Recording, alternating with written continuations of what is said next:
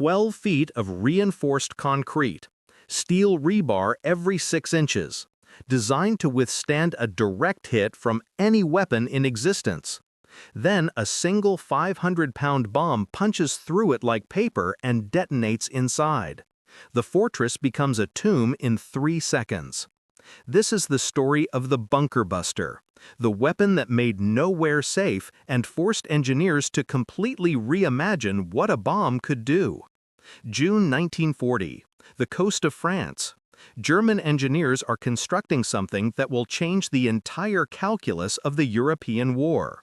They're building submarine pens, massive concrete structures designed to house and protect U-boats from Allied bombing. The specifications are insane. Walls 15 feet thick, roofs 12 feet thick, reinforced with steel rebar in a grid pattern so dense you couldn't slide a knife blade between the bars. The concrete mixture itself is experimental, using special aggregates and chemical hardeners that make it twice as strong as normal construction concrete. When workers pour the first test section and let it cure for 30 days, they try to demolish it with jackhammers. The jackhammers break. The concrete doesn't even crack. A British intelligence officer gets photographs of the construction. He brings them to a meeting at the Admiralty in London. Military planners study the images and realize they have a catastrophic problem. U-boats are sinking Allied shipping faster than it can be replaced. The only way to stop them is to destroy them at their bases. But these submarine pens are invulnerable to conventional weapons. The Royal Air Force has already tried. In August 1940, they send 50 bombers to attack a partially completed U-boat pen at Brest. They drop over 200 bombs, each weighing 250 pounds. Most miss entirely. The ones that hit the concrete explode on contact, leaving craters barely 3 inches deep. The Germans repair the damage in 2 days and continue construction. The British try again with bigger bombs, 500-pounders, then 1,000-pounders. Same result. The bombs explode on the surface, the concrete absorbs the blast. Minor damage, easily repaired. It's like trying to knock down a mountain by throwing rocks at it. By late 1940, the Germans are operating 6 submarine pens along the French coast, each one housing between 12 and 20 U-boats, completely immune to air attack. Allied planners estimate that at the current rate of shipping losses, Britain will be starved into surrender within 18 months. Something has to change. Someone has to figure out how to crack these concrete fortresses. Enter Dr. Barnes Wallace, a British engineer already famous for designing the geodetic airframe used in Wellington bombers. Wallace is brilliant, obsessive, and completely unconventional in his thinking. When he's shown photographs of the submarine pens, he doesn't see an impossible problem. He sees an engineering challenge with an elegant solution that nobody else has considered yet. The problem, Wallace explains to skeptical military officers, isn't that bombs are too small. It's that they're being used wrong. Every bomb the RAF is dropping detonates on contact with the concrete surface. All the explosive energy vents outward into the air, wasting 90% of its destructive potential. What's needed isn't a bigger explosion, it's a smarter explosion. A bomb that doesn't explode on the surface, but after it's penetrated the concrete and gotten inside the structure. But how do you make a bomb penetrate 12 feet of reinforced concrete without detonating or shattering on impact? This is the question that will consume Wallace for the next 2 years. He starts with physics. When an object strikes concrete at high velocity, several things happen simultaneously. The concrete resists the impact through its compressive strength. The impacting object experiences deceleration forces that can reach thousands of Gs, enough to pulverize steel. If the object is brittle, it shatters. If it's soft, it deforms and spreads, losing penetrating power. What's needed is something that's hard enough to break the concrete, but tough enough not to shatter itself. Something with the right shape to concentrate all its kinetic energy on a small impact point. And something heavy enough that when it's dropped from altitude, it builds up velocity sufficient to punch through before the concrete can stop it. Wallace begins experimenting. He requisitions a concrete test pad from the military, builds it to the same specifications as the German submarine pens. Then he starts dropping objects onto it from a crane. He tries solid steel cylinders. They dent the concrete but don't penetrate. He tries pointed steel rods. They penetrate a few inches, then bend or snap. He tries explosive shells with hardened casings. They detonate on impact, cratering the surface but not breaking through. Month after month, test after test, failure after failure. His colleagues start calling the project a waste of time and resources. But Wallace is learning something crucial from every failure. He's learning that penetration isn't about hardness or sharpness, it's about energy distribution. The concrete can absorb enormous amounts of force if that force is spread over a large area or distributed over time. But if you can concentrate all the kinetic energy of a falling bomb into a tiny impact point and deliver it faster than the concrete can redistribute the stress, you can create a fracture. And once you have a fracture, you have a way in. The breakthrough comes in March 1941. Wallace designs a bomb casing that's not a cylinder, but a streamlined teardrop shape with an extremely hard, blunt nose. Not pointed, blunt. This seems counterintuitive. Shouldn't a pointed nose penetrate better? No. A pointed nose concentrates stress at the tip and snaps off. A blunt nose distributes the initial impact stress across a wider area of the casing, preventing fracture, while still concentrating the force into a small circle on the concrete surface. The casing itself is forged from special steel alloy hardened through a heat treatment process that makes it incredibly resistant to deformation. The walls are 3 inches thick at the nose, tapering to 1 inch at the tail. The bomb weighs 500 pounds, but nearly 60% of that weight is in the casing itself. There's only 200 pounds of actual explosive inside. This is radical. Every other bomb design maximizes explosive content. Wallace is deliberately using less explosive to make room for more steel, because he understands that what matters isn't how big the explosion is, it's where it happens. If you're fascinated by hidden WW2 secrets like this, make sure to like the video, because the engineering that makes this bomb work is about to get even more insane. The next challenge is the fuse. Traditional impact fuses trigger the instant the bomb hits the target. That's exactly what Wallace doesn't want. He needs the bomb to survive the initial impact, penetrate through the concrete, and then detonate inside the structure. So he designs a delayed action fuse with a difference. It's mechanically triggered by deceleration forces. Here's how it works. Inside the bomb nose is a heavy steel weight suspended by a spring. When the bomb is falling freely through the air, the weight hangs at rest. But when the bomb hits concrete and suddenly decelerates from 800 miles per hour to 0 in a fraction of a second, inertia causes the weight to slam forward with enormous force. That weight strikes a mechanical trigger that releases a clockwork mechanism. The clockwork runs for precisely 0.08 seconds, not 1/10 of a second, not 1/20th, but 8/100ths of a second, calculated based on the bomb's penetration velocity through reinforced concrete. During those 0.08 seconds, the bomb is punching through the concrete, its kinetic energy fracturing and shattering the material ahead of it, the hardened steel casing holding together despite experiencing deceleration forces that would rip apart a normal bomb. Then, when the mechanism times out, a striker hits a detonator. The detonator ignites the explosive charge, and the bomb detonates inside the bunker. The explosion is contained by the concrete that surrounds it. All that force, which would have harmlessly vented into the air if the bomb had exploded on the surface, is now directed inward. The pressure wave reflects off the concrete walls, amplifying its destructive effect. The roof, already weakened by the bomb's penetration path, collapses inward in a cascade of shattered concrete. When the dust clears, the structure is destroyed, completely destroyed.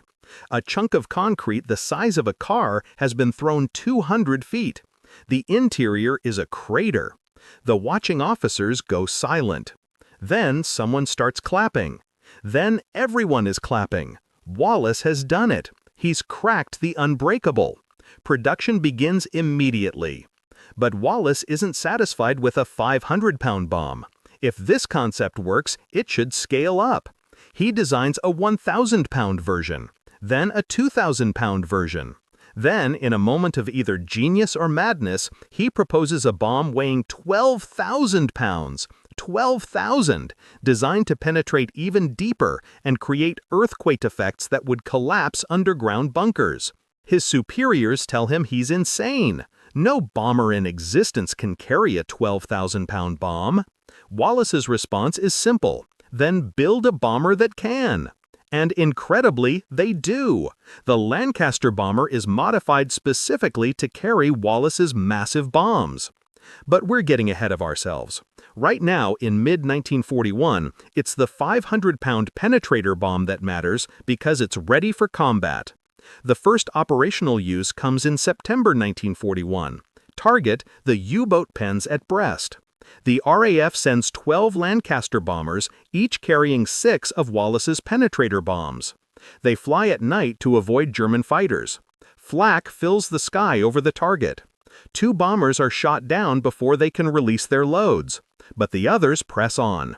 Bomb bay doors open. The bombardiers aim using the new Mark 14 bomb sight, which is more accurate than anything the Germans have. The bombs drop. 72 penetrator bombs fall toward the concrete roof of the submarine pen. Most miss.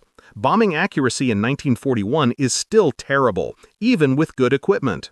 But 14 bombs hit the roof. And that's enough. The officers in the submarine pen hear the impacts. Boom, boom, boom. Explosions on the roof, same as always. They've survived dozens of raids. The concrete holds. They start to relax. Then the roof explodes. Not from above, from inside. 14 bombs have punched through and detonated internally. The roof collapses in 7 places. Concrete and steel rain down onto the submarines docked below. U-552 is crushed by a falling concrete slab weighing 30 tons. U-564 is holed by steel rebar that falls like spears. The pen floods.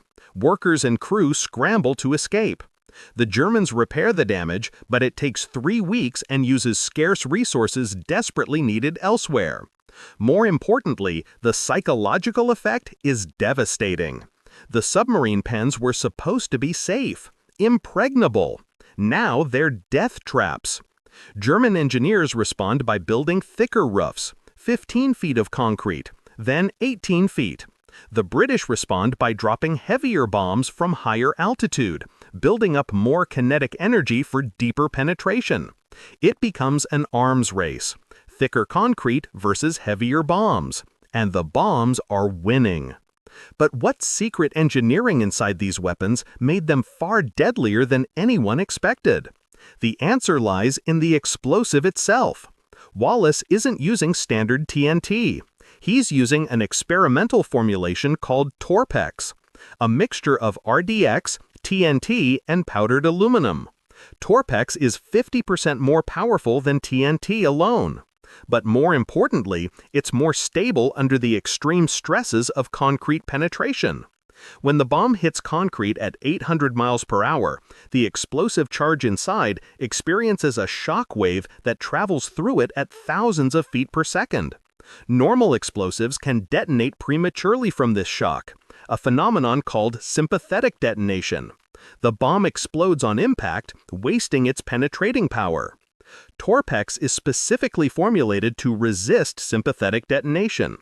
The RDX provides explosive power. The TNT acts as a bonder and stabilizer.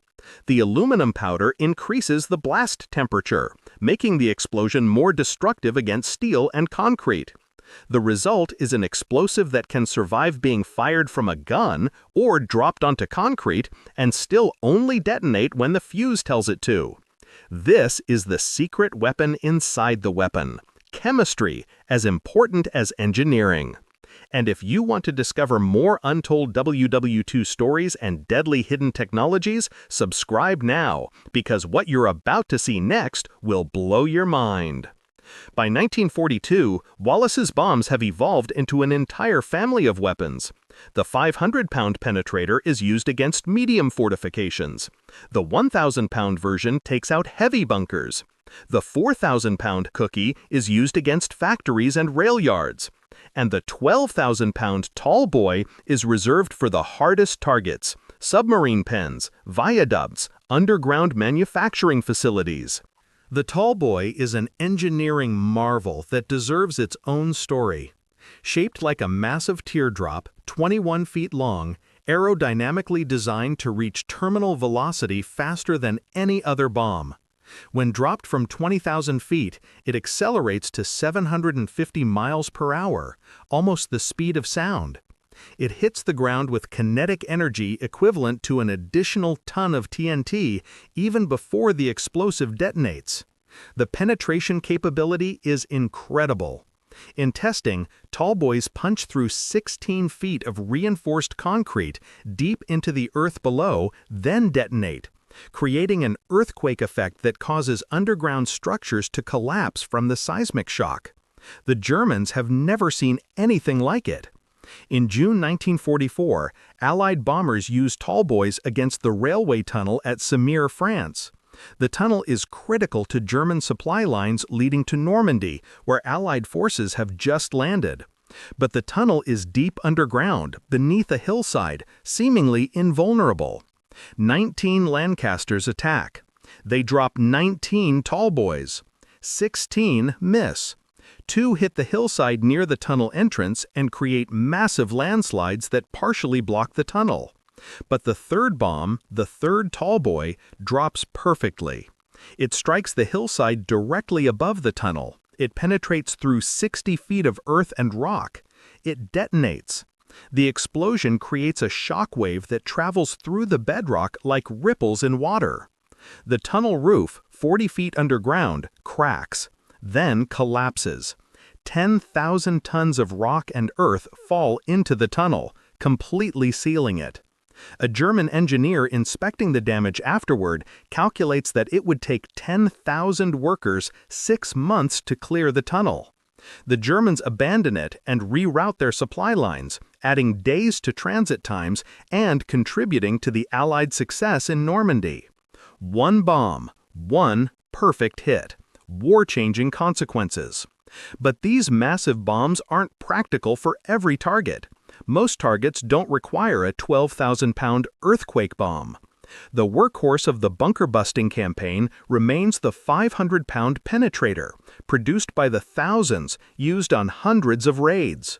And each one is a small miracle of engineering, manufactured under conditions that most people can't imagine. Picture a factory in Manchester, 1943. Night shift. Women workers, most of the men are in combat, are assembling penetrator bombs on a production line. The first station forges the steel casings. The metal is heated to 1,400 degrees Fahrenheit, hammered into shape by hydraulic presses exerting thousands of tons of pressure, then heat-treated in a process that takes 8 hours.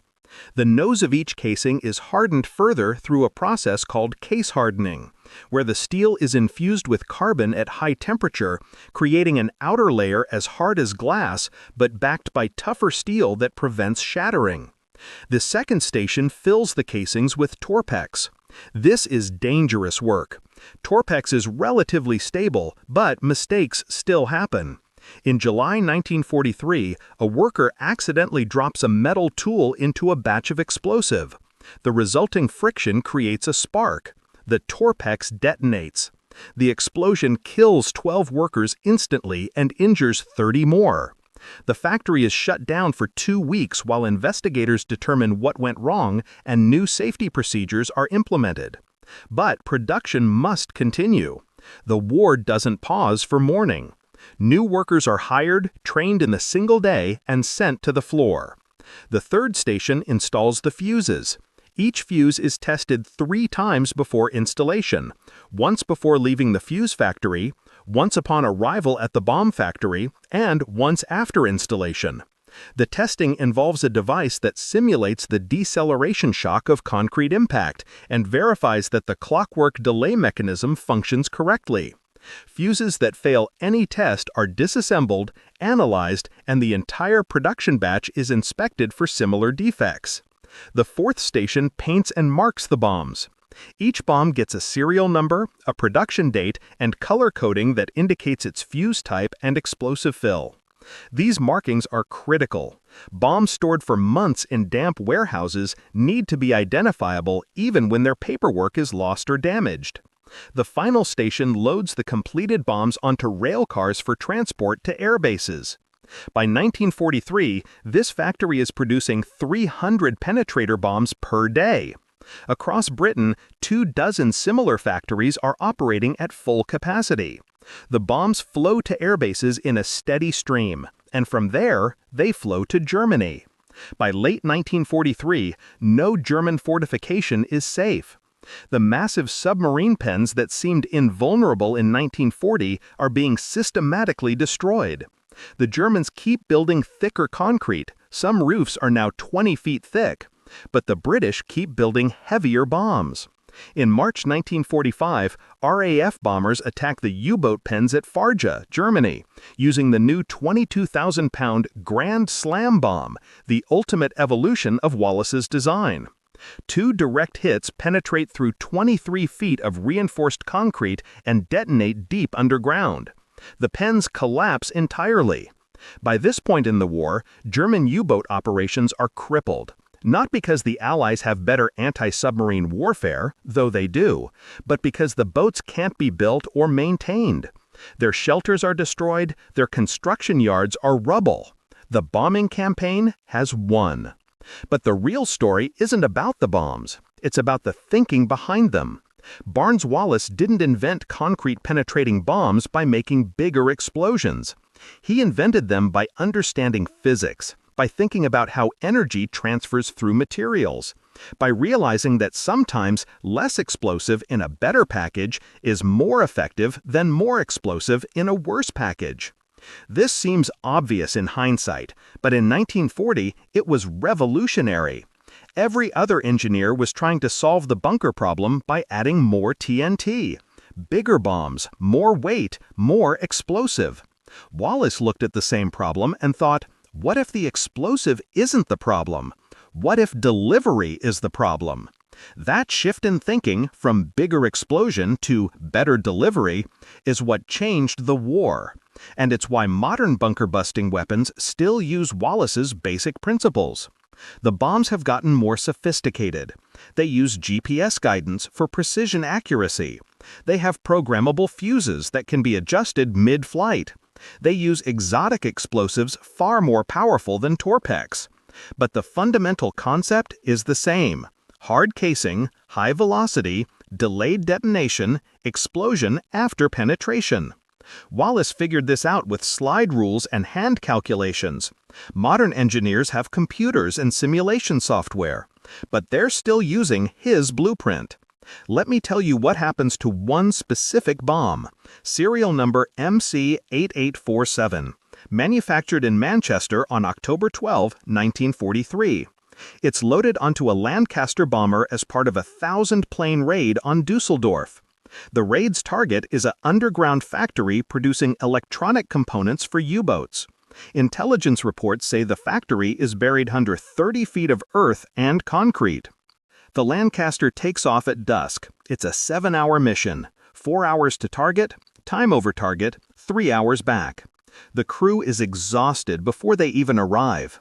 They've flown 18 missions. Statistically, they won't survive past 25. The bomber stream crosses into German airspace. Fighters rise to meet them. Flak fills the night sky. 2 bombers in the formation are shot down in flames. But the raid presses on. The target appears, a cluster of unremarkable buildings on the outskirts of the city. Nothing about them suggests the massive factory complex hidden underneath.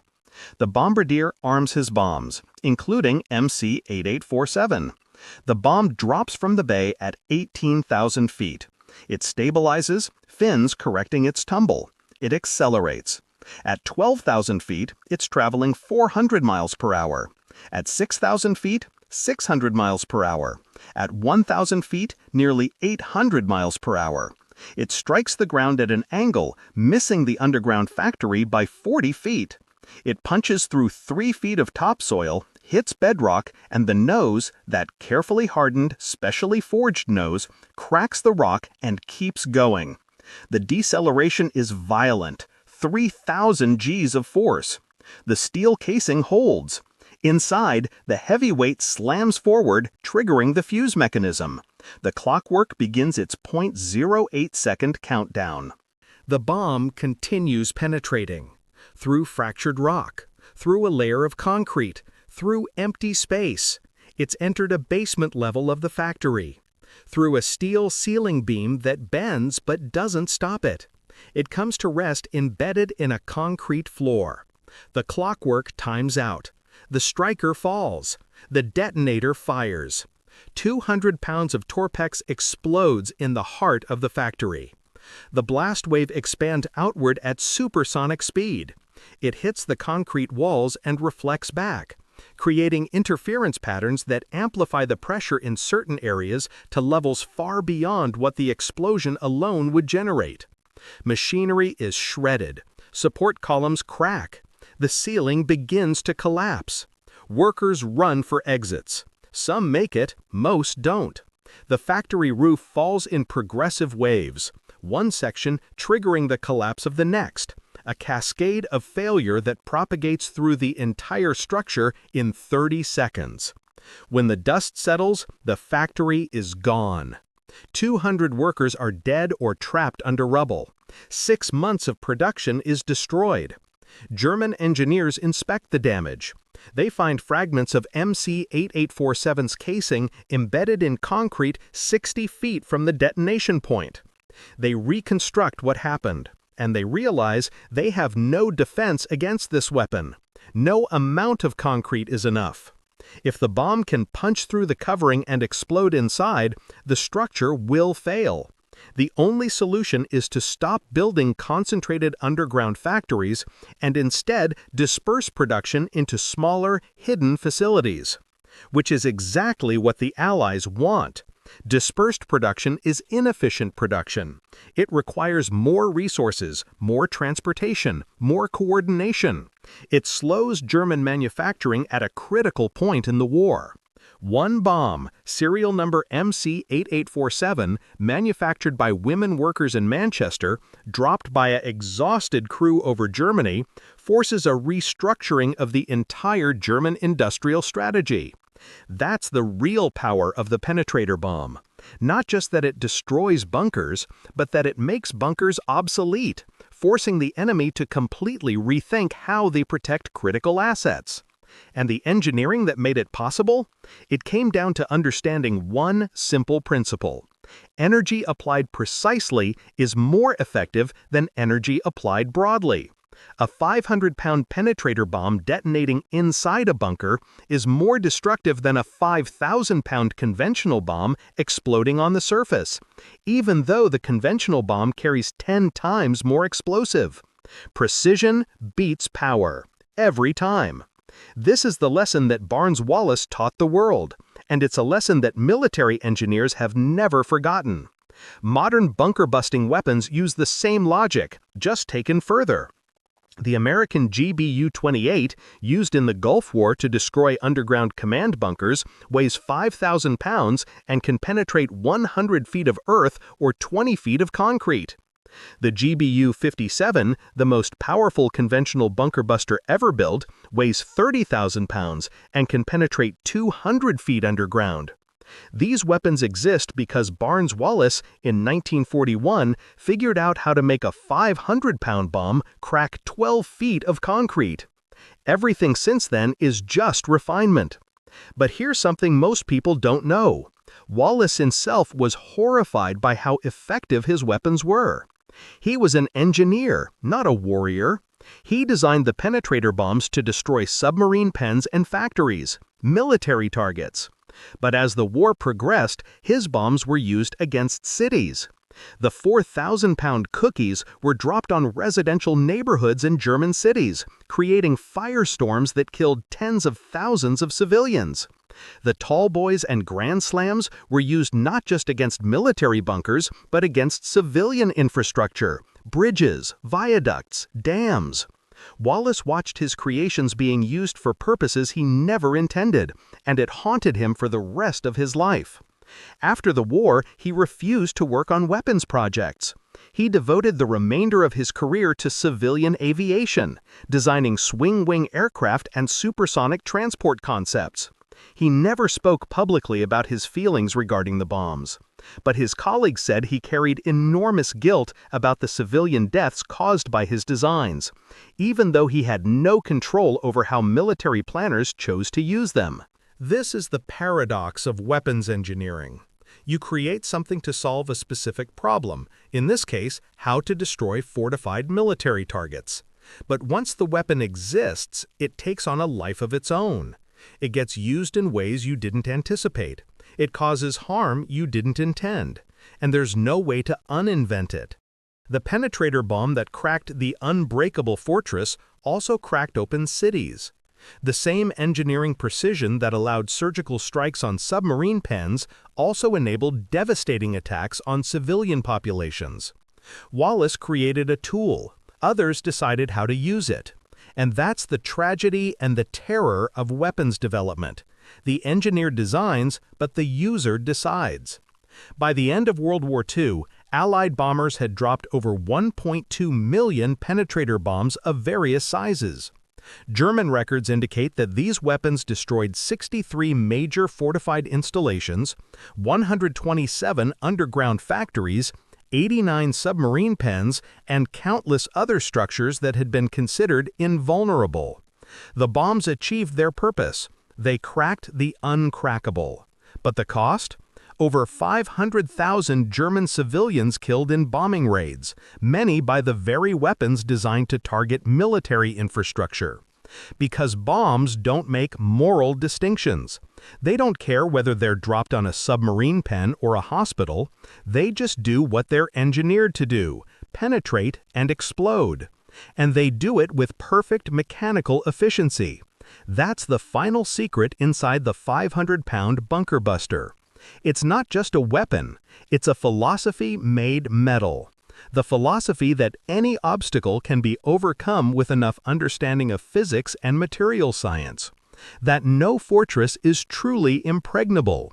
That there's always a solution if you think about the problem correctly. Barnes-Wallace proved this philosophy correct. He cracked the uncrackable. And in doing so, he changed warfare forever. Because once you demonstrate that defenses don't work, that concrete and steel can't protect you, the entire logic of fortification collapses.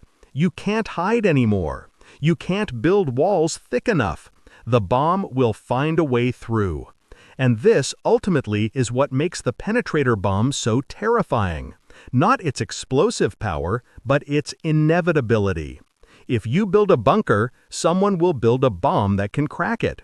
If you make the bunker stronger, they'll make the bomb better. There's no equilibrium, no point where defense wins. Offense always finds a way. Wallace proved this with math and steel. Every bunker-busting weapon since then has just been confirmation of the same principle. You cannot hide from precision. You cannot armor against knowledge. The engineers will always find the weakness. They'll calculate the trajectory, forge the casing, measure the delay, and crack you open. That's the legacy of the 500-pound penetrator bomb.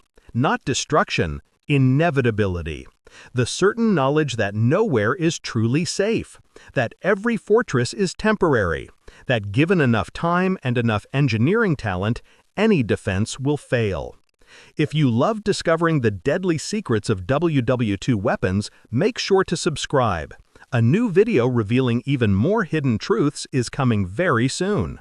Because the real story of war isn't just who fought or who won, it's how engineers turned physics into death, how they solved problems that killed millions, how they made the impossible inevitable. And that's a story that's never finished.